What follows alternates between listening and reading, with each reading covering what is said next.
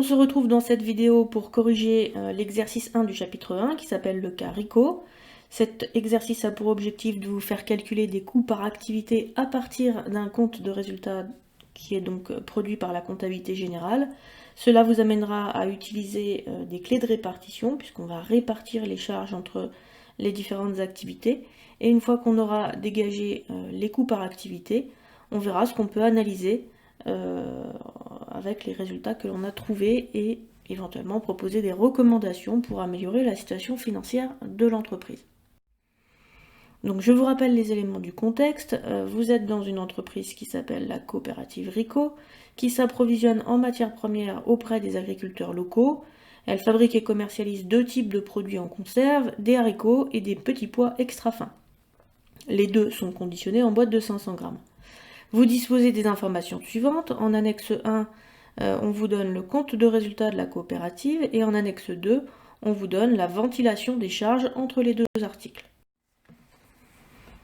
Alors voici les annexes qui vous sont données. Vous reconnaissez dans l'annexe 1 un compte de résultat avec les produits à droite et les charges à gauche. Il est précisé ici que les matières premières sont toutes consommées, ça veut dire que tout ce qui a été acheté a été consommé, ce qui veut dire qu'il n'y a pas de variation de stock, ni stockage, ni déstockage. Donc cela fait partie du cours sur les opérations d'inventaire que vous allez voir dans le chapitre 1, mais ça a son importance lorsqu'on calcule les coûts. Par ailleurs, vous avez une charge ici qui n'a pas été étudiée en comptabilité générale pour le moment, qui correspond aux dotations, aux amortissements et dépréciations. Ce sont des charges que l'on constate en fin d'exercice comptable pour mesurer la perte de valeur des immobilisations ou la perte probable de valeur de certains éléments d'actifs. Donc ce sont des charges à proprement parler, c'est-à-dire des consommations pour l'entreprise. En annexe 2, on vous donne un tableau de ventilation des produits et charges entre les haricots et les petits pois. Donc ce tableau de ventilation ici va vous faire une répartition des produits et des charges entre les haricots et les petits pois. Donc par exemple ici on a les ventes de produits finis pour un total de 410 000 pour les haricots et de 335 000 pour les petits pois. Vous voyez bien que la somme des deux ici vous donne 745 000, à savoir le total ici de la production vendue. Donc on va se servir comme ça de ces éléments qui vont permettre de répartir les charges entre les deux produits afin de pouvoir calculer donc, nos coûts par activité. Sur l'annexe 1, la première question vous invite à repérer d'abord le montant du bénéfice ou de la perte réalisée pendant la période. Alors évidemment vous avez un compte de résultat, donc ça se trouve assez rapidement. Attention, hein, le bénéfice c'est pas le total du compte de résultat, hein, c'est le solde qui est marqué ici. En l'occurrence vous avez un solde créditeur, le solde créditeur indique qu'il y a eu plus de produits que de charges, autrement dit que l'entreprise a fait ici un bénéfice. Donc on va simplement marquer que ici on a un bénéfice de 19 000 euros. 19 500, pardon, 19 500 euros. Et c'est un solde, je vous rappelle, créditeur. Ok, alors j'ai pas mis les petits accents, mettre les petits accents, ça fait toujours plus joli. On continue avec la question suivante, qui vous interroge sur l'annexe 2. L'annexe 2, donc son titre c'est ventilation des produits et charges entre les haricots et les petits pois. Donc ça vous donne une ventilation des charges et produits, hein, je vous ai dit, entre les deux articles. Finalement, voilà, ce terme ventilation il est un petit peu étrange pour certains. Qu'est-ce que ça veut dire ventilation, à votre avis, au niveau de ce tableau? Évidemment, ça ne veut pas dire aération, hein, ça n'a rien à voir pour les petits comiques. Je ne suis pas en train d'aérer mes charges, je suis en train, en fait, de déterminer quelle partie de charge va se rattacher à l'activité haricot, quelle partie de la charge va se rattacher à l'activité petit pois. Donc en fait ici, ventiler, ça veut dire répartir les charges. Ventiler égale répartir les charges. Ou alors on peut dire les affecter. Donc répartir les charges égale affecter les charges. J'écris en même temps que vous, comme ça vous avez le temps d'écrire comme si on était ensemble. Affecter les charges. Sauf que vous n'êtes pas en train de discuter au fond de la classe. C'est ça qui est bien. On continue avec la question suivante. En l'occurrence, ici, donc, je vous demande maintenant de déterminer le résultat qui est réalisé sur chaque produit, donc en complétant le tableau. Vous allez donc devoir sortir votre calculatrice, hein. Ne me faites pas du tout confiance sur les calculs car il m'arrive de me tromper. Donc je vais vous montrer dans un premier temps les premières répartitions, puis ensuite je vais vous demander de faire pause au niveau de la vidéo pour terminer tout seul, pour voir si vous êtes capable, et puis vous vérifierez avec la correction. Donc on commence ici par la détermination du chiffre d'affaires. Donc le chiffre d'affaires, c'est une notion que vous allez trouver évidemment dans le compte de résultat. Donc vous vous référez à la production vendue. Globalement, le chiffre d'affaires de cette entreprise, il est de 745 000, mais au niveau de la répartition, on voit ici qu'il y en a 410 000 et 335 000. Donc on va simplement les recopier ici.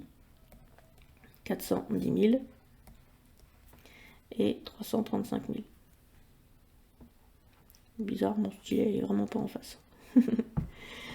Ensuite, on continue avec la ventilation des charges. Donc, vous avez toute la liste des charges qui apparaît ici.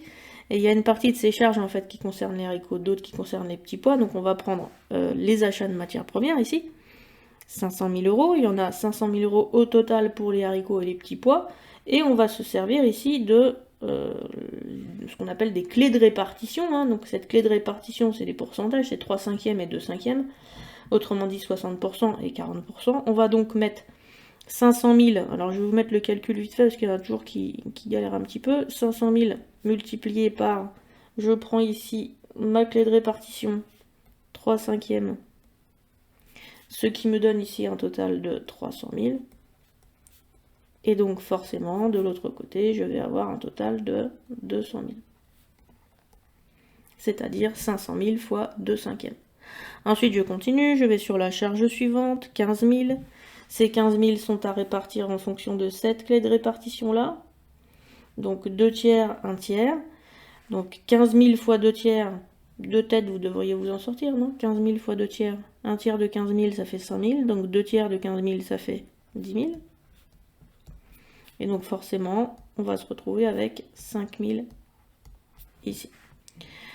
Voilà pour ces premières explications. Donc je vais vous demander de terminer le tableau. Donc vous allez faire pause sur la vidéo. Et puis vous allez voir si vous arrivez à calculer donc dans un premier temps votre total des charges. Et puis ensuite, moi ce qui m'intéresse, c'est le résultat analytique par produit et le résultat global de l'entreprise. Évidemment, si vous voulez vérifier votre résultat, eh bien vous devez retrouver un résultat ici de 19 500. C'est comme ça que vous vérifiez que vous avez bon.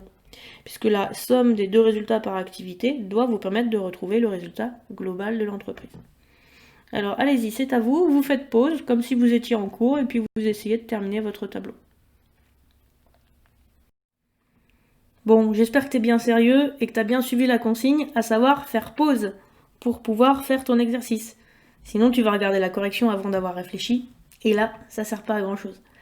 Allez, on passe à la correction tout de suite. Pour trouver mon résultat, j'ai dû ici additionner l'ensemble de mes charges. Donc, j'ai additionné tous ces éléments-là, de 300 000 à 11 000. Attention, hein, j'ai pas pris le chiffre d'affaires, puisque le chiffre d'affaires ne fait pas partie des charges. Et quand j'additionne tout ça, je peux trouver le total des charges ici de 434 500. Il ne me reste plus qu'à faire la différence entre mes produits et mes charges. En l'occurrence, je prends mes produits 410 000 euros, moins mes charges 434 700 euros. Et ça me permet de trouver 24 700 de résultat. Ce résultat ici correspond à une perte, vous le voyez, hein, donc c'est bien la différence entre 410 000 et 434 700. Je fais la même chose pour mes petits pois. Cela me conduit à faire la différence entre 335 000 et 290 800 pour trouver un bénéfice de 44 200. Quand j'additionne mon bénéfice sur mes petits pois et ma perte sur mes haricots, donc je fais 44 200 moins 24 700, je retrouve les 19 500 qui correspondaient au résultat que j'avais trouvé dans mon compte de résultats. Donc maintenant, on va passer à l'analyse des résultats et aux recommandations à formuler. Quand j'analyse les résultats, je commence par analyser le plus général. Donc ici, le plus général, forcément, c'est le résultat global de l'entreprise. En l'occurrence, ici, il s'agit de mon résultat global. Donc je vais dire que globalement, mon entreprise, donc ma coopérative, réalise un bénéfice de 19 500 euros.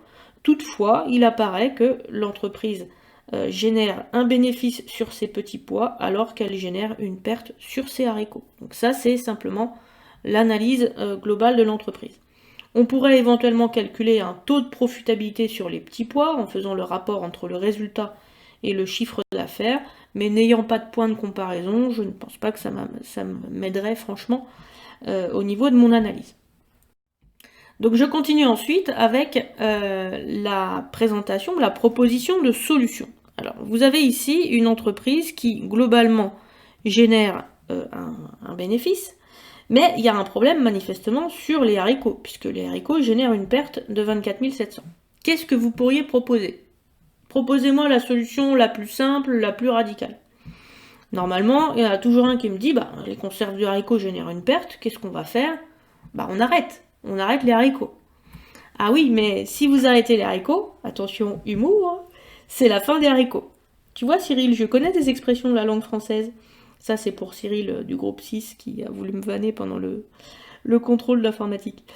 Alors pourquoi c'est la fin des haricots? Parce que c'est pas juste l'expression en fait. Qu'est-ce qui se passe? Globalement, si vous arrêtez les haricots, si on est logique, on va plus acheter de matières premières, donc ces charges-là vont disparaître. On va peut-être avoir moins de charges de personnel. Bon, imaginons que ce sont des charges de personnel qui travaillent sur la chaîne haricots. Allez, on va dire que toutes les charges de personnel sont supprimées. Mais par contre, regardez ici les services extérieurs. Un des éléments principaux des services extérieurs, c'est le loyer de l'entreprise.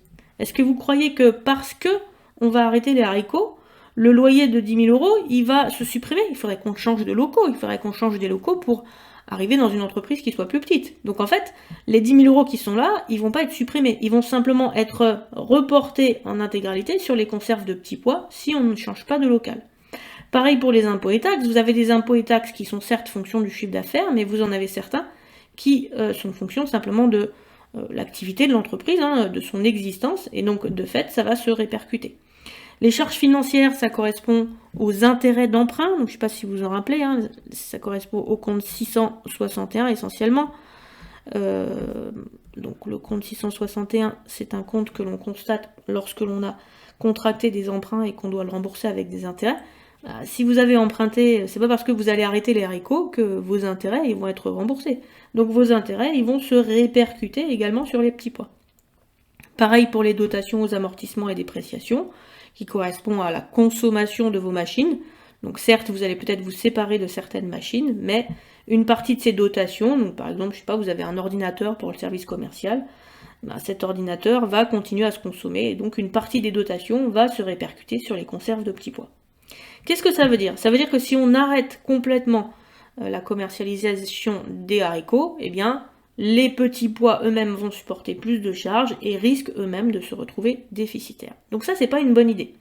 C'est d'ailleurs pas une bonne idée aussi à titre commercial, parce que quand vous considérez le consommateur qui a l'habitude d'acheter des haricots et des petits pois chez vous, si demain il ne voit plus la boîte de haricots, il va peut-être aussi décider de ne plus acheter de petits pois parce qu'il préfère acheter dans la même marque. Donc il y a aussi un problème d'image qui peut se poser si vous réduisez la gamme au niveau de vos produits.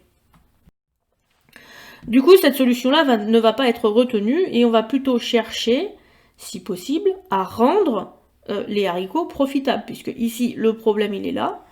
Et donc, on va repartir sur le calcul de résultat. Le résultat, c'est quoi? Le résultat, dans le cas présent, c'est la différence entre le chiffre d'affaires et les charges. Du coup, on peut se demander comment faire pour augmenter le résultat. Si je veux augmenter le résultat, j'ai alors deux possibilités. Soit je fais en sorte d'augmenter le chiffre d'affaires, soit je fais en sorte de diminuer les charges. Comment se calcule un chiffre d'affaires? Dites-moi. J'attends vos réponses, mais j'entends rien. Je vais donc faire les questions et les réponses. Donc le chiffre d'affaires, on l'a dit dans le cours, le chiffre d'affaires, c'est le produit des quantités vendues multiplié par les prix. Donc si je veux augmenter le chiffre d'affaires, je peux chercher à vendre plus ou à vendre plus cher. Alors, c'est souvent une proposition que vous me faites, vous dites on n'a qu'à augmenter les prix. Oui, mais si j'augmente les prix, que se passe-t-il? Pensez à des notions économiques. Quand j'augmente les prix, il y a généralement un impact sur la demande, et donc la demande va avoir tendance à baisser. C'est la notion, rappelez-vous, d'élasticité de la demande par rapport au prix. De la demande par rapport au prix. Cette élasticité, elle est plus ou moins forte selon les produits, mais si vous êtes sur un produit moyenne gamme ou bas de gamme, généralement elle est forte. Donc une petite variation de prix va engendrer une forte baisse de la demande. Si vous voulez augmenter le prix et que le consommateur soit prêt finalement à payer plus, il faut que l'image de marque de votre conserve en fait coïncide avec le prix que vous proposez. Donc peut-être envisager d'augmenter la qualité de vos haricots ou d'envisager un positionnement un petit peu plus haut de gamme pour que le consommateur soit prêt à payer plus. Après, vous me proposez généralement, il faut vendre plus. Moi, je veux bien vendre plus, mais pour vendre plus, il faut que j'ai des clients. Et donc, il faut que je m'assure que le marché n'est pas saturé. En effet, je ne peux pas décider d'augmenter plus si je n'ai pas les clients pour répondre à cette proposition de produits supplémentaires. Et puis par ailleurs, pour vendre plus, il faut pouvoir produire plus. Je ne sais pas si les capacités de production de l'entreprise me permettent d'augmenter la quantité produite de haricots. Donc c'est tout un tas de questions que je me pose. Je ne peux pas forcément répondre à toutes ces questions, mais c'est simplement le raisonnement ici qui m'intéresse pour que vous n'ayez pas simplement l'idée de dire je fais ça et puis c'est bon. Non, je ne peux pas augmenter mon chiffre d'affaires comme ça en claquant des doigts. J'ai des contraintes au niveau de mon entreprise. Ensuite, deuxième possibilité, on a dit on peut baisser les charges. Alors pour baisser les charges, on va regarder toutes les charges une par une, on ne va pas chercher trop compliqué. Donc je voudrais baisser mes achats de matières premières. Si je baisse mes achats de matières premières, comment je peux faire ça? Il faudrait en fait que j'arrive à négocier des tarifs qui soient plus intéressants. Donc peut-être commander plus auprès de mes fournisseurs, comme ça mes fournisseurs m'accorderont des réductions. Ça peut être intéressant. Je peux également envisager d'acheter mes matières premières à un autre endroit. Peut-être que je vais les acheter à l'étranger. Et du coup, elles vont me coûter moins cher. Mais attention, parce que si je ne maîtrise plus ma chaîne d'approvisionnement, peut-être que la qualité de mon produit va s'en ressentir. Donc ça fait partie des solutions que j'envisage. Ensuite, je peux regarder les services extérieurs. Dans les services extérieurs, vous avez notamment les comptes 62. Et dans les comptes 62, vous avez la publicité. Je peux envisager de faire moins de publicité. Comme ça, les charges de communication me coûteront moins cher. Et du coup, je ferai des économies. Oui, mais si je fais moins de communication, le problème c'est quoi? Moins de communication, peut-être que le consommateur sera moins sensibilisé à mon produit et donc peut-être qu'il achètera moins. Donc en fait, à chaque fois que vous allez agir sur un levier, il y aura une répercussion ailleurs. Donc l'objectif, c'est de trouver les bons leviers d'action à actionner finalement dans les bonnes proportions. Ensuite, généralement, vous me proposez, il y a trop de charges de personnel, madame, regardez, il y a 96 000 € de charges de personnel, qu'est-ce qu'il faut faire? On vire tout le monde, c'est ça que vous me dites généralement, on licencie. Oui, mais sauf qu'en France, pour licencier, il faut quand même respecter le droit du travail. Pour licencier, il faut pouvoir justifier de difficultés économiques, auquel cas on peut faire des licenciements économiques. Mais avant de licencier, parce que vous n'êtes pas des futurs capitalistes qui vont se séparer immédiatement du personnel, on peut faire des économies sur le personnel en faisant autre chose que licencier. On peut envisager de les rendre polyvalents, d'essayer de faire en sorte de les rendre un petit peu plus productifs. Et puis en dernier recours, on va chercher peut-être à automatiser un peu plus le processus de production pour pouvoir se séparer du personnel. Mais c'est pas la première solution qu'on va prendre. Ensuite, on pourrait envisager d'agir sur les charges financières ici. Donc les charges financières, je vous l'ai dit tout à l'heure, on a des charges financières parce qu'on est endetté. Donc si on veut avoir moins de charges financières, on peut envisager de se désendetter. Donc est-ce que l'entreprise a une trésorerie suffisante pour pouvoir rembourser ses emprunts pour ne plus avoir à supporter ces charges de façon annuelle ou mensuelle. Et puis vous avez la possibilité éventuellement d'agir sur les dotations aux amortissements et dépréciations en vous séparant de certaines machines, mais bon, c'est toujours un petit peu délicat, donc c'est quand même pas le premier levier d'action. Donc concrètement ici, on a proposé plusieurs solutions. Donc l'essentiel c'est de comprendre que soit on augmente les produits, soit on diminue les charges. Et donc vous avez la synthèse de toutes ces propositions qui est marquée sur la diapositive d'après, que je vous invite à reporter dans votre cours. J'ai à peu près tout dit, je suis en train de vérifier. Excusez-moi. Ah non, j'ai oublié aussi, au niveau des quantités ici, il y a toujours des économistes avertis qui me disent « Oui, mais si j'augmente les quantités, c'est bien parce que je vais bénéficier d'économies. » En effet, lorsqu'une entreprise augmente ses quantités, elle peut bénéficier d'un effet d'économie d'échelle parce que on dit que ses charges fixes vont être réparties sur un plus grand nombre de produits. Et donc, elle va optimiser ses capacités de production, ce qui va lui faire des économies. C'est intéressant d'augmenter les quantités, sous réserve toujours que vous ayez un marché pour pouvoir écouler votre demande. Donc voilà pour la synthèse. Donc vous remarquez ici que dans la première partie, ici, j'analyse mes résultats. En l'occurrence, je précise bien ici que j'ai un résultat qui est positif pour l'entreprise, mais que c'est pas la même chose pour les haricots et les petits pois. Et je dis surtout une chose qui est importante parce que vous avez toujours tendance à me proposer de supprimer les haricots. Donc en conclure qu'il faut abandonner les haricots pour mieux se concentrer sur les petits pois est prématuré. Ça veut dire que c'est une décision qui serait trop hâtive et cela risquerait d'engendrer un report des charges sur les petits pois. Donc voici les deux types de propositions. Donc soit je développe les produits, donc produits au sens comptable du terme, en l'occurrence développer le chiffre d'affaires, soit j'agis du coup sur les quantités, soit j'agis sur les prix.